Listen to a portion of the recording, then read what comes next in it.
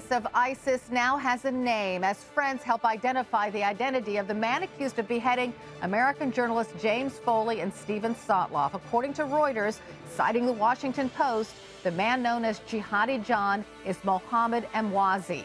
A close friend tells the Washington Post Emwazi is a British man from a well-off family in West London.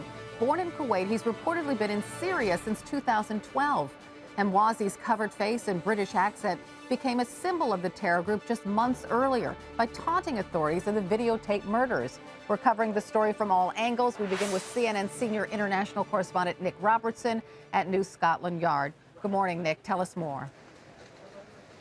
Good morning, Carol. Well, the police here, the Metropolitan Police, are in charge of counter-terrorism in London and would, in theory, have had Emwazi on their radar, say that they are not going to comment on the name. They say that they've asked media to avoid speculation about who Jihadi John might be because life is at stake, they say. We've also heard from the British Foreign Office.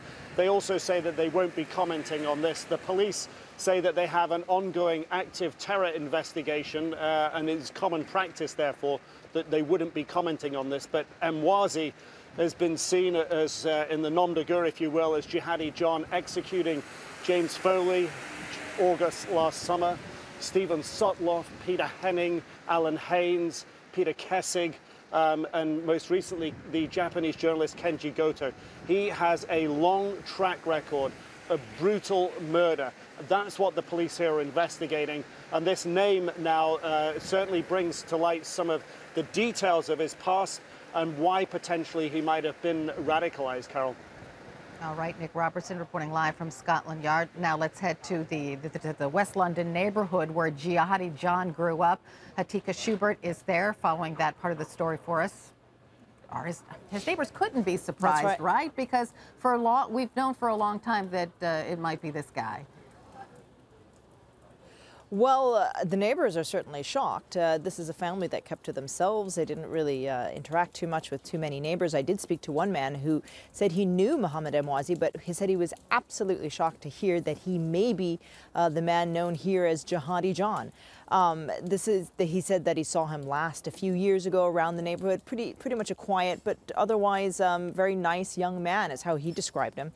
What we also know from CAGE, which is a rights group that represents a number of terror suspects, they say that Mohammed Emwazi was flagged up to MI5 security services here when he tried to travel to Tanzania. And he actually went to CAGE complaining of MI5 harassment, saying that they prevented him from traveling, even for vacations, and he couldn't seem to leave the country at any point because he kept being flagged by security services. We do know, however, that at some point in 2013, according to CAGE, Mohammed Emwazi left the UK, and that is when we are estimating perhaps he went to Syria. But why exactly he went, who he was traveling with, this we still don't know. And of course, I have to emphasize what Nick just said.